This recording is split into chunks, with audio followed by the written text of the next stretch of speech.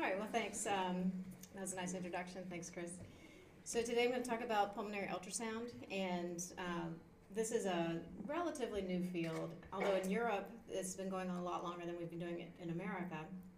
There are actually some intensive care units in Europe who don't use chest x-ray for very much at all. They use ultrasound to look for pneumonia, pneumothorax, line placement, endotracheal tube placement. They use ultrasound for all of that. And it's just now catching on here in America in the last, say, decade, that we understand that you can actually ultrasound the lung. The prior understanding, and I know all of you have had this multiple times, is that air doesn't transduce ultrasound well, so how could you possibly ultrasound image the lung? Well, what I'm going to teach you today is that we don't so much look at the lung as we look at the artifacts created by the ultrasound waves that travel through the lung. And that tells us a lot about what's going on with the underlying tissue. So there's a classic differential diagnosis that we see all the time. You will see it your first time in the hospital. Somebody presents short of breath, and the question is, what's going on here? So if you have a patient who has who's 56 years old, who smokes, who has a bad heart, and the differential is wide, but it definitely includes at the top of the list congestive heart failure and COPD exacerbation. So that's always the clinical dilemma is, which one is it, congestive heart failure or COPD? And historically, we didn't have a good way of knowing, because sometimes the chest x-ray is not, adequate to tell us which one it is, and sometimes it can be both, because patients are allowed to have two diseases. So sometimes we don't know how to treat these patients, and what we've done is we give them medications for the CHF, we give them medications for the COPD, and we hope something sticks, and we hope it works. But it is very powerful now that we know how to use ultrasound to be able to focus what we do and actually give them the therapy that is directed at what the underlying problem is, instead of just shotgunning the therapy. So the lung ultrasound is very much based in evidence. There's a big body of evidence now and it's growing on how we can use ultrasound for imaging the lungs. We know that chest x-ray is inferior, and in other words, ultrasound is superior to x-rays for differentiation of CHF from COPD. There's several other things that we know from the evidence, which is we can adequately look at alveolar interstitial syndromes, which in other words is pulmonary edema and variants of that, pneumothorax, pneumonia, COPD, pleural effusions, hemothorax. I can read you the list, you can read it yourself. But not only can we appreciate diagnoses on ultrasound, but we can also guide our procedures and our imaging during procedures to increase patient safety. All of this has been well worked out.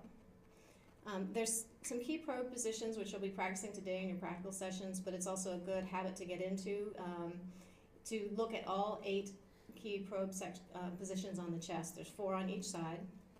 And in what we're looking at, if you delineate the chest as far as the sternum, the anterior axillary line, and the posterior axillary line, divide up the chest into 4 areas on each side.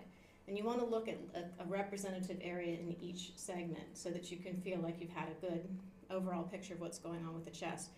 This patient is lying down. Most of the patients you'll see in the hospital are lying down that we ultrasound, although it is possible to image the back. And what we're teaching you today is primarily we focus on the anterior, because there are there's gravity, and essentially if you're on your back for any length of time, any kind of fluid in your lungs will go to the back and you'll get false positives. So we really want to image the front and the sides to tell us what is going on in the lung. Anteriorly is the best place to look for pneumothorax, and we'll talk about that in a few minutes. But if you think about it, if you're supine and you have air that has escaped from inside the lung into the pleural space, where is it going to be if you're on your back? It's going to be anterior, right? And posterior laterally, we can best see effusions, which is fluid that's in the pleural space, and consolidations, which are pneumonias or atelectasis of the lung, posteriorly, because those are gravity dependent. All zones, though, you can appreciate pulmonary edema. Pulmonary edema, in very rare circumstances, will be unilaterally, but in most cases, this is due to congestive heart failure or a non-cardiogenic pulmonary edema. It's going to be bilateral. And so you should be, when you're trying to identify pulmonary edema, being able to see it in multiple fields. Very briefly, the probe selection, ideally we use the curvilinear probe, but it depends on your patient's body habitus. You can use the high frequency linear probe, and you can also use the cardiac probe. A lot of it depends on whether you're looking for the forest or the trees. If you're going to look for the big picture, you start with the low frequency probe that gives you a deeper view. And then when you're looking for the detail, like we do when we look at pneumothorax, then you pick up the high frequency probe and you get more detail. So you'll see examples of both of that. A couple quick tips, and this is important for any kind of imaging, is if you don't have a great picture, if you don't see anything, basically you have to think about what troubleshoot. Do you have enough gel? Air is your enemy, gel is your friend. You've probably heard that 1,000 times, but it is absolutely true. If you don't have gel, or you don't have good contact with the chest wall, or if you've got something obstructing in the way, you have a bandage or a bra strap or something like that, you need to clear those things so that you can see. You may need to reposition the patient. And you also have to consider is the reason you can't see anything is because there's air in the tissues or air in the thorax, like a pneumothorax, and it's obliterating your image, and that tells you something too. So looking at the overall picture is important. Very quickly, I'm going to review lung anatomy. I know you've all had this on histological and gross levels, but the lung is divided, and we're really interested in what's at the periphery of the lung. The terminal bronchioles branch into the alveoli. These are divided off from each other in interlobular septi. And so if you look at that histologically, this is a normal lung. You see the terminal bronchiole and all of the little alveolar sacs off the end. This is what it appears like in pulmonary edema. So you can see that the air is replaced by fluid. You'll also notice that the interstitium in the picture of pulmonary edema is quite a bit thicker than the interstitium in a normal lung, and that's going to be important to note. Looking back at the picture, the pleural line it is also sometimes referred to, you'll hear it referred to as the VPPI, which is the visceral parietal pleural interface. It basically just means where the visceral and the parietal pleura come together and they move on each other. So these terminal bronchioles go all the way out to the periphery of the lungs, and the interlobular septae come up to the surface in a perpendicular fashion. That is important also to note, because it will explain some of the artifacts we see in a moment. Also, most people, these interlobular septae are about 7 millimeters apart. It's not a key that you understand, and you remember that number per se, but just approximate in your head about how far these structures are apart. So now that you remember what the lung looks like, and we've talked about which probe to use, what you're really interested in is when you're looking at someone's lung, is it normal or not? And the way that we ascertain that is to look for some artifacts that are classic in certain situations. One is A lines and one is B lines, and of course you're asking them what are A lines and what are B lines, and we're going to explain all that. A lines are horizontal artifacts. They're repetitive, they're from reverberation due to ultrasound waves that have gotten trapped at the pleural line. So anytime you have two things next to each other, two substances or tissues next to each other that have a really different acoustic impedance, for instance, pleural line and air right next to it, you're going to have, that sets up a reverberation at that interface. The ultrasound waves get trapped right there, and they reverberate back and forth. And what happens is the probe reads that as a deeper structure. You can see A lines in normal lungs or in pneumothorax, because A just means air. It doesn't tell you where the air is, it just tells you there's air. The air could be in the lung in a normal situation, or it can be outside the lung in a pneumothorax. So to show you what we're looking at here, this is the chest wall. This is obviously a high frequency probe. This is the chest wall. And then you have the ribs. The cortex of the ribs are bright white. The pleural line, or visceral parietal pleural interface, is just below, usually about a half centimeter below the ribs, depending on the patient's body habitus. And then down here you have this A line, which is just, and I'll take it away so you can see it. You see that reflection of the pleural line deeper? That's artifact. That's not really there. It's the fact that ultrasound waves have gotten trapped in that bright white pleural line that has very different acoustic impedance than the air right underneath it. And it sets up a resonance back and forth. And occasionally that resonance goes back to the probe, and the probe sees, well, the signal took a little while longer to get back, so there must be something deeper that's creating that signal. So you will see these repetitive horizontal artifacts, and I'll give you some more examples.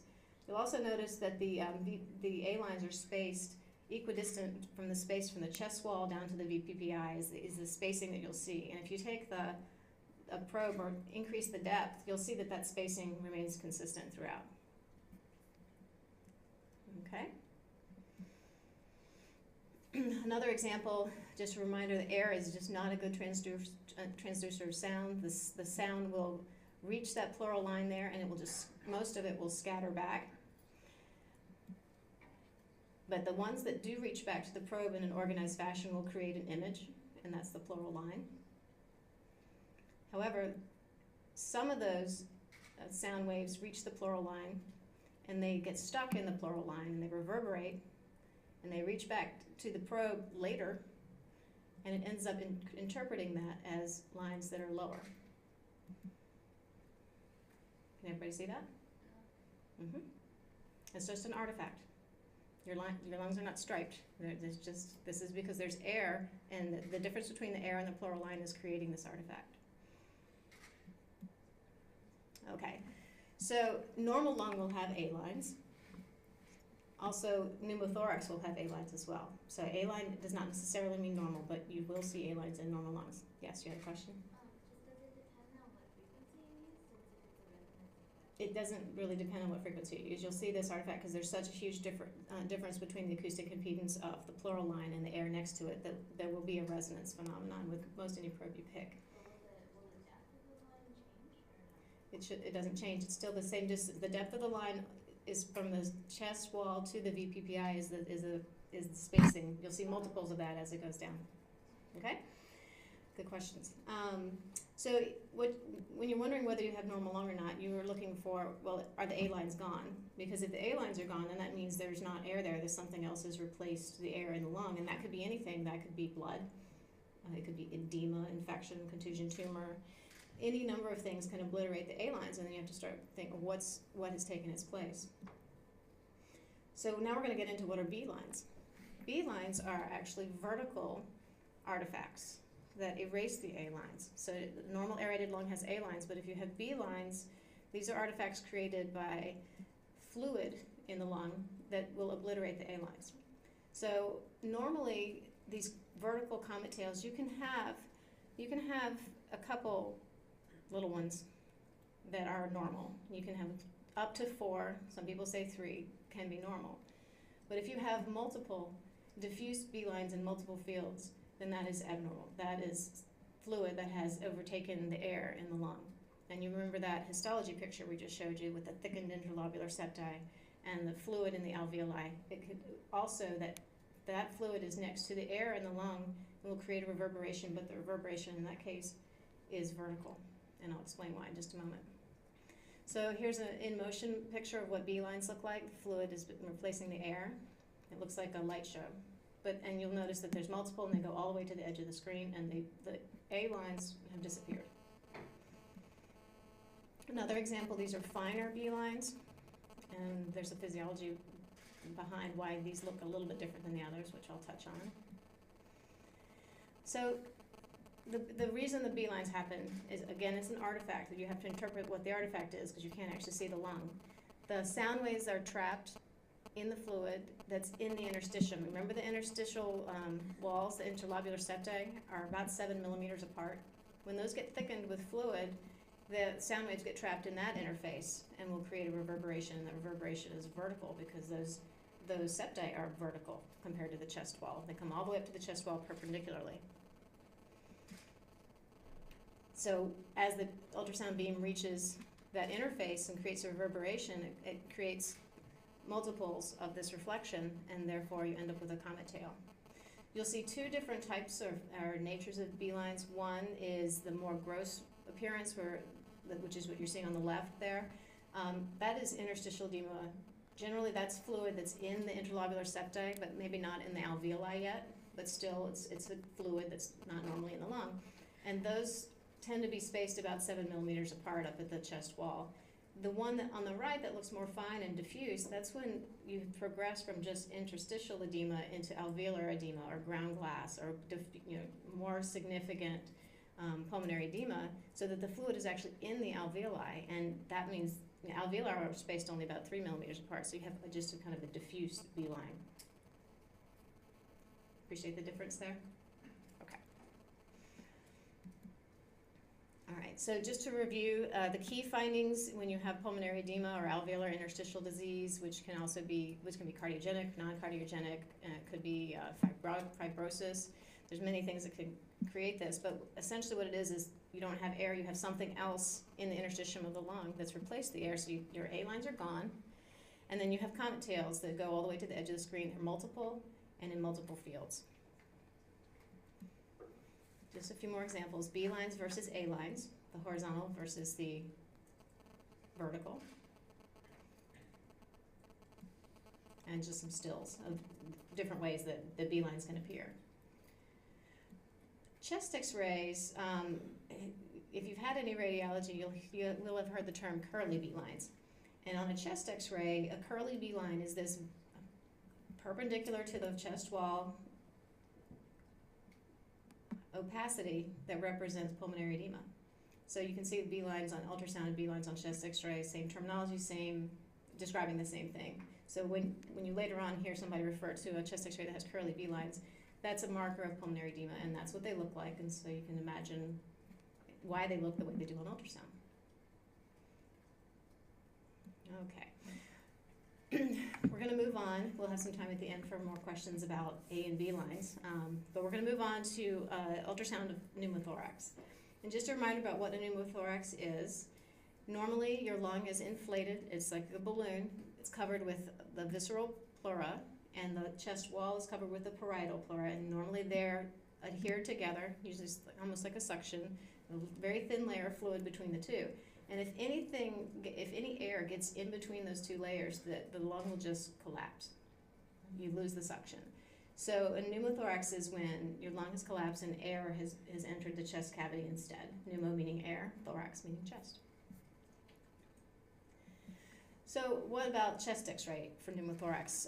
You have a patient who's short of breath, you get this chest x-ray, it looks like the lungs are inflated, it couldn't possibly be a problem, right?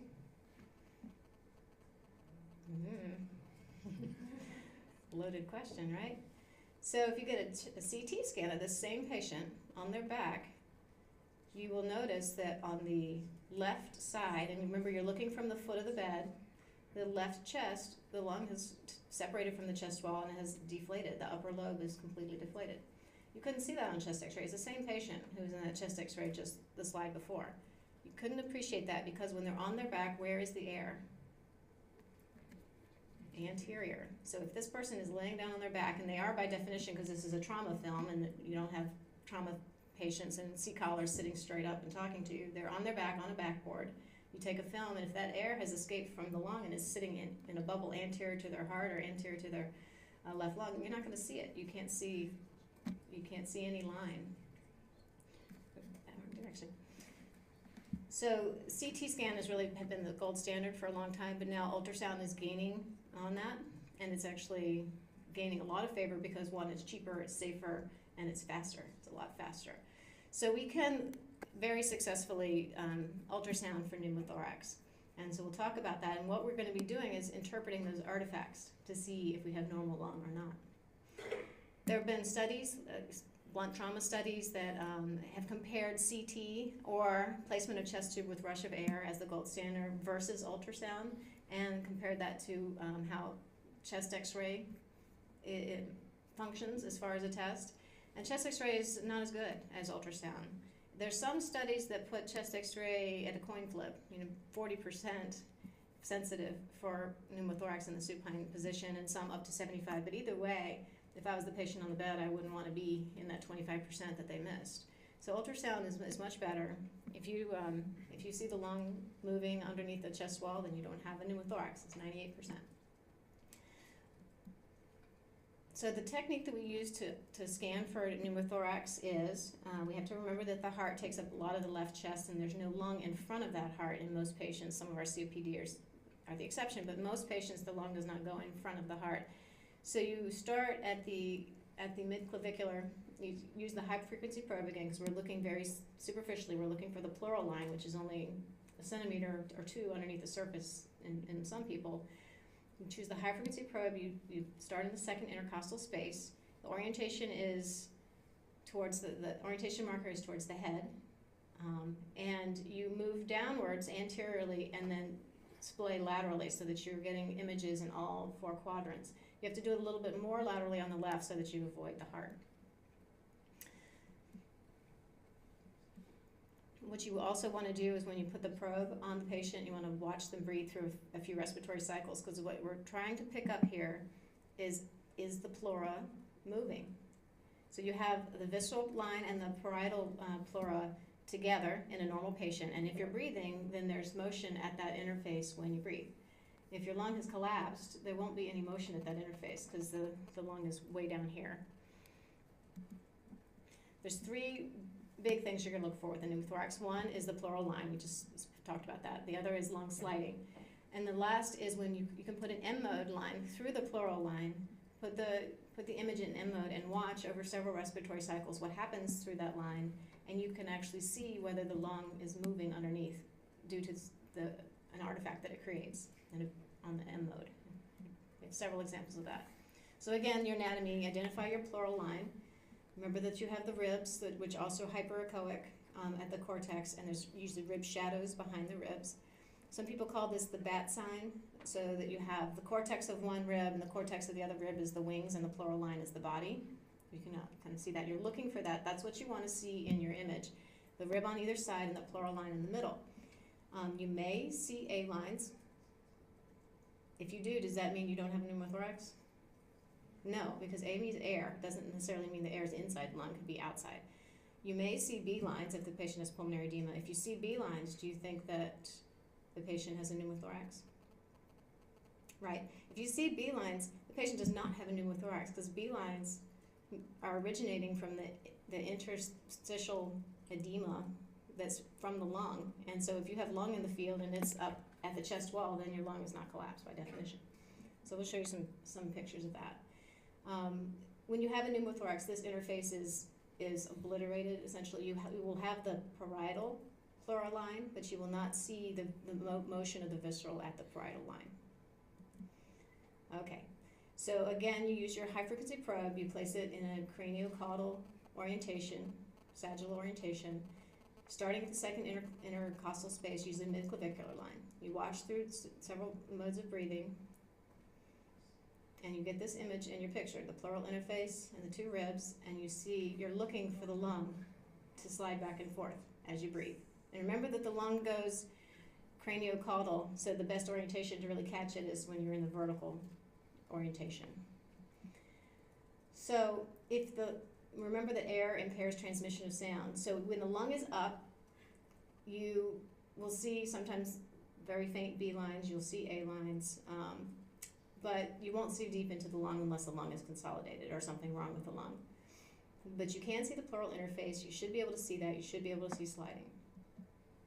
However, if the lung has collapsed, that lung drops away, and you will not be able to get your ultrasound beam through that pocket of air to see anything underneath, including B lines. So even if the patient has pulmonary edema, you're not going to see it because there's air that's going to get in the way of your image. Can everybody appreciate that? Why it would be hard to see, and you wouldn't see the sliding. Okay, some examples. This patient is breathing. You can see a rib shadow on either side. You can see the pleural line, and you see some probably normal B lines, just very faint ones. But you can appreciate that there's movement at that interface. Okay, rib shadow, ribs and rib shadows.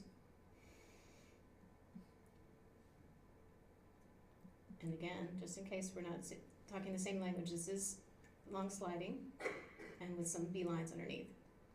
This means that your lung is up. It's basically the visceral and parietal pleura are touching each other, and you don't have a pneumothorax in that area where you're looking. Doesn't mean you don't have a pneumothorax somewhere else. You still have to be thorough and look in all the 8 quadrants, but that means at the place where you're looking, the lung is adhered to the chest wall.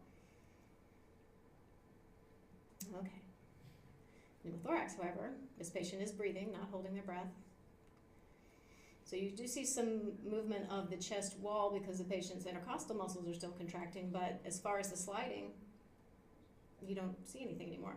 Sliding appears to a lot of people, it's been described as marching ants or shimmering. So what you're looking for is, it looks like little tiny ants are marching along that line, or that there's a shimmery effect. And if you don't see that, then you have to be concerned that the lung is not touching the chest wall.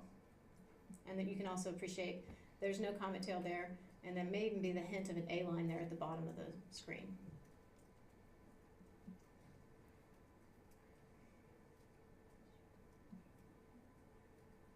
Okay? All right. Moving on. Just a couple examples. Is this lung sliding? So, pneumothorax or not? No. No. Good. You're experts now. That's really all you need to know. How difficult is it to get that image? Very easy to get the image. You will all be flying through this and then looking at kidneys and hearts later today because it's very easy to get the image. Okay, so we're moving on to the M mode. So if you put an M mode line through that interface, through the pleural line, and watch it over time, you end up having an image that we call Sky Ocean Beach. You'll hear it also referred to as the seashore sign. Either way, the soft tissue creates a striped appearance. The pleural line is bright white, and that's kind of like where the ocean meets the land. And if the lung is sliding underneath that pleural line, you get a grainy effect due to the motion. You can't see the lung itself, but you can see the motion artifact. So basically that graininess is the beach, and that means the lung is moving, and it's in the picture. So that Sky Ocean Beach is normal. If the lung has dropped, the beach disappears, because you just basically have stripes the whole way down, because all you're getting are reverberations from the soft tissue. You can't see any lung, you can't see motion of the lung, so the beach drops out of the picture and you have a barcode or stratosphere sign. Okay, some examples. This is an M mode through the pleural interface with, you can also appreciate, even though it hasn't gotten all the way across the screen, that you have very definite sky, ocean, with the pleural line being the horizon of where the ocean meets the land, and a beach, more inferiorly. That's due to the motion of the lung. Okay? And by contrast, we have an upper picture where you can appreciate an A line, which tells you could be pneumothorax, could be normal, but then when you put an M mode through it, you have no beach. And this is a pneumothorax. It looks like a barcode. So this is what we're looking for. In your models today, I'm sure nobody's going to have a pneumothorax, but if you ask them to hold their breath very carefully, like when you're doing an M mode, get Sky Ocean Beach first, but then ask them to hold their breath and really, ask them not to move at all, and you'll be able to see the stratosphere sign, the barcode. Because if the lung's not moving, you won't get that graininess. Sky Ocean Beach.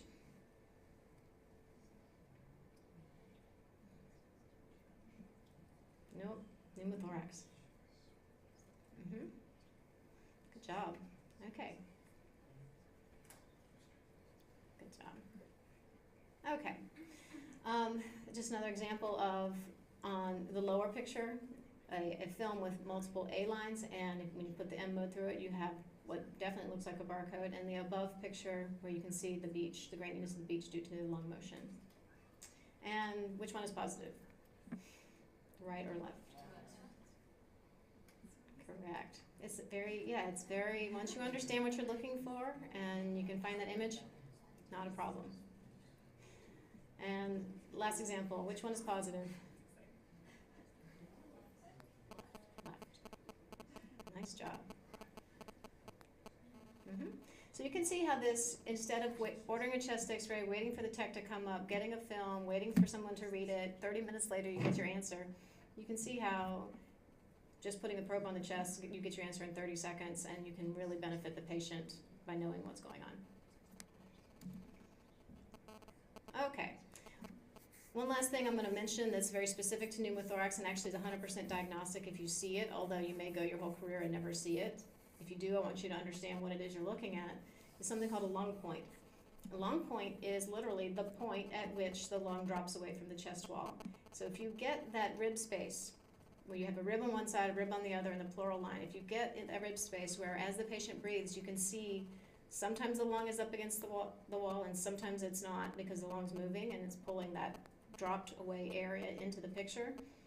You will have, in the same picture, as the patient breathes, you'll have a lung point. This is the point where it drops. And on this side, you have no slide and A lines periodically. And on the other side, you have sliding sign and comet tails, because this is where the actual point at which the lung falls away from the chest wall. 100% diagnostic. If you see this, this is a pneumothorax. Nothing else does this. Can everybody see that? Mm-hmm.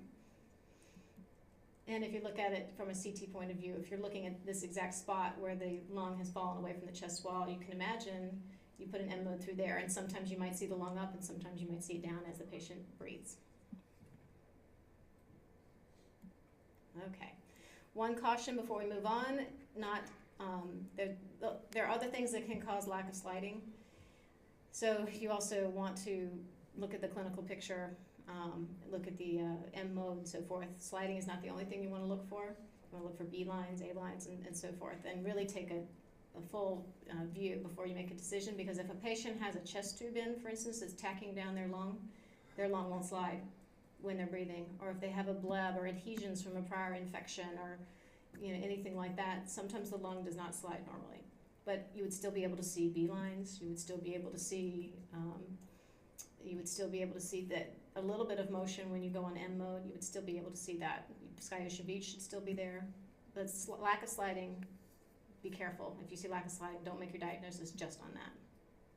Okay? All right, we're going to move on to fluid. So now we've talked about air in the wrong area, air in the pleural space. We're going to talk about fluid in the pleural space and what that appears to be. So the best place to look for fluid is at the diaphragm on either side. So fluid is dependent. A patient is supine. The fluid's going to be falling into the costophrenic recess, the angle right there. So if you put your probe with the indicator towards the patient's head, right about where you think their diaphragm would be, you can identify, and everybody in here knows what the liver looks like, and the diaphragm is bright white right above the liver. The area right cranial to that, or towards the head, is the pleural space, and that's where we're going to be looking.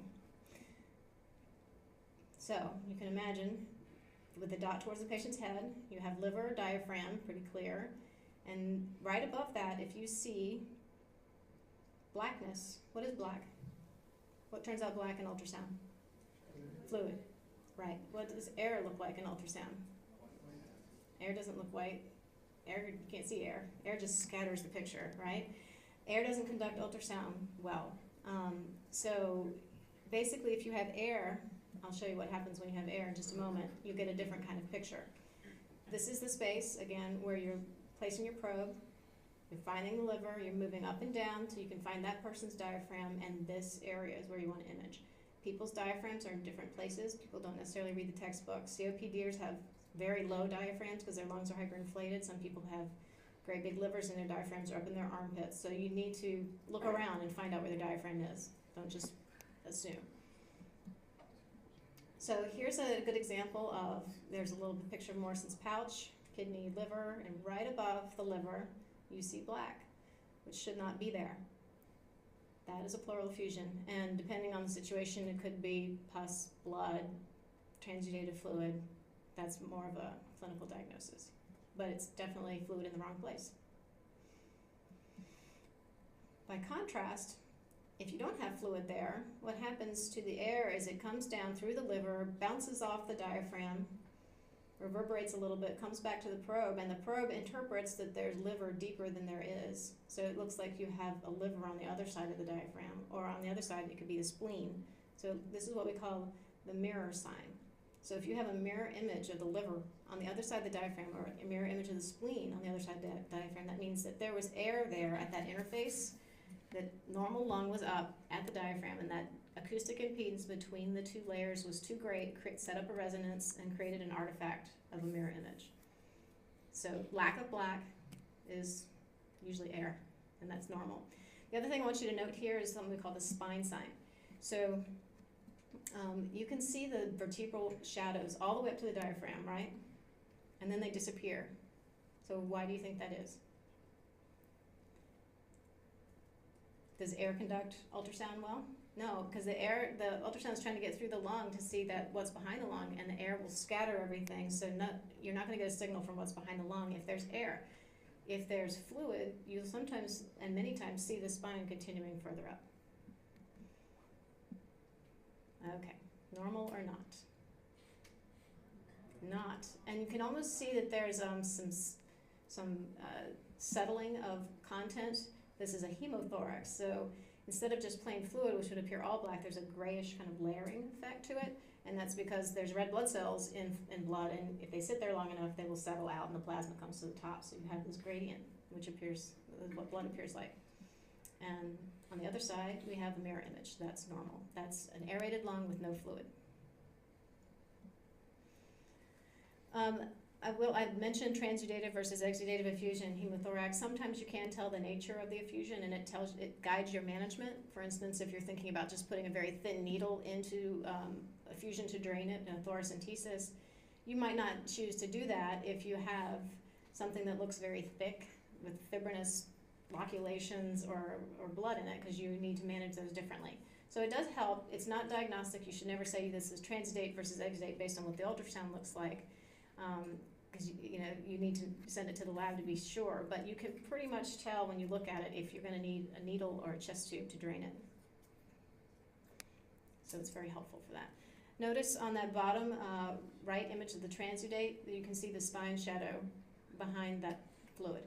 You see the spine sign? Okay.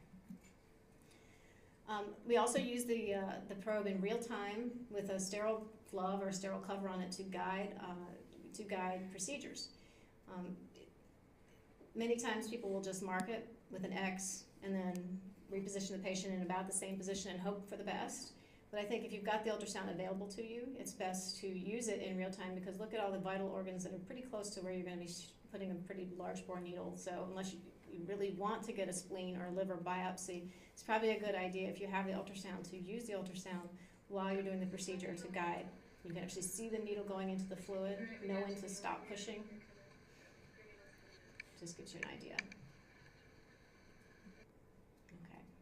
Okay. Okay. I'm going to See move my on, needle. from fluid and air. All right, we got your needle. Your This needle. is not used as commonly in the ICU, but it's becoming more popular.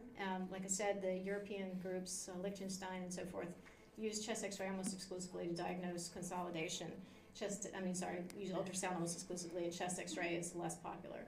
So pneumonia on a chest X-ray looks like patchy, multilobar, sometimes infiltrates. You don't know what the infiltrates are. You can't say it's infection. It could be blood, contusion, tumor, but you have an infiltrate. And what is common amongst all infiltrates is that whatever is in the lung is replacing the air. So you can imagine that those normal air artifacts are going to be changed when you have pneumonia or consolidation in the lung. So the other substance, whether it's fluid, pus, solid tumor, will allow the ultrasound waves to go deeper into the thorax, and you're going to see more of the lung itself. And inside the lung tissue, things have different echogenic properties. For instance, the bronchi have more connective tissue in them, so you're going to see brighter white lines for bronchi. If the lung is severely consolidated, it will actually end up looking like liver. We call that hepatization of the lung, which is just a term meaning it's really socked in. Pneumonia, it almost looks like a solid organ, and those patients are generally in pretty serious trouble. Some examples of what it can look like. So if you image into the lung, and instead of seeing A lines or B lines, you see something that looks like a little bit like liver with bright white horizontal lines going through it, then that is lung with air bronchi, or with bronchograms, basically. The bright white is the connective tissue of the bronchi. You're able to see them because solid has replaced air, and you're able to actually image the lung in these circumstances. Some other examples, a still picture. This is at the costophrenic recess. You can see the diaphragm all the way to the right of the picture, the lingula of the lung, the pointy area of the lung. The lung is fairly socked in, so it looks solid. You can actually see it. And the fluid around it, which is probably a parapneumonic effusion or an empyema. And when you use the higher frequency probe and you don't get that much of a picture of the lung, you can appreciate in that, even just in the 2 centimeters of lung you can see of the high frequency probe, it looks gray. It doesn't look black. And that's a consolidation. Again, normal lung, A lines, you don't really see the lung itself. You see the artifact as opposed to pneumonia, where you can see the lung, the bronchi, and it almost looks like a solid organ. So if you go in all 8 of your quadrants, basically, quadrant on both sides, you might be able to even say this is a right upper lobe infiltrate and compare that with your chest x-ray, because not everybody has full, and it's a good thing, not everybody has full pneumonia on both sides. You might have one lobe affected on either side, and you can start to hone your skills by trying to find it and then comparing it to the chest x-ray. And here's a good example of a bronchogram. So if you have fluid in the bronchi, the fluid appears black, but the walls of the bronchi appear bright white, and you can actually see the outline of the bronchi.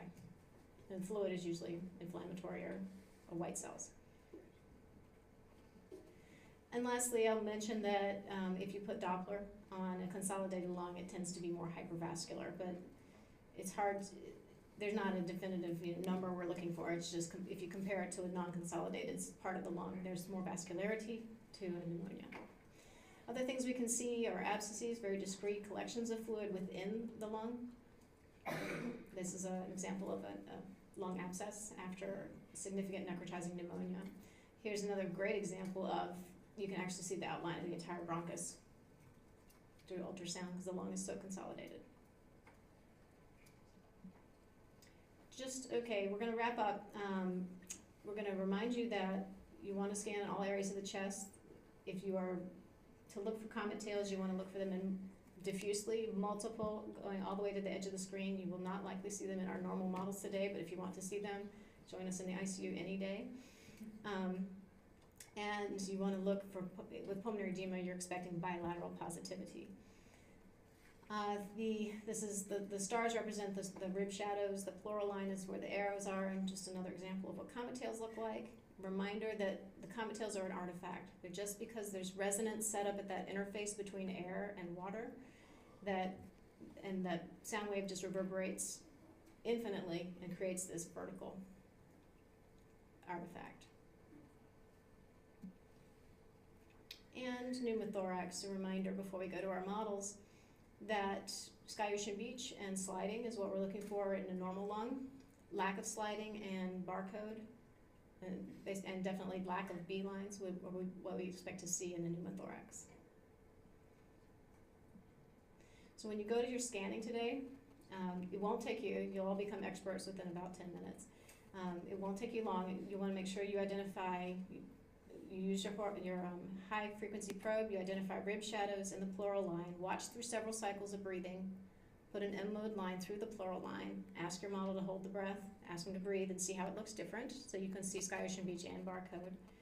And then with whatever time, do it also with the P21 probe. The P21 probe is a cardiac probe. You can see deeper, and you're not going to, the pleural line's going to be way at the top of the screen, so it's not going to give you the detail, but it gives you also an idea of whether any B lines are better seen with the P21 probe. So go back and forth between probes, but pneumothorax, you definitely want to use the high frequency probe. And with what time you have left, practice your views of that pleural space. Look for fluid in the pleural space, Morrison's pouch, splenorenal recess, and anything else that you feel like you need to review, because you'll have extra time today. Any questions?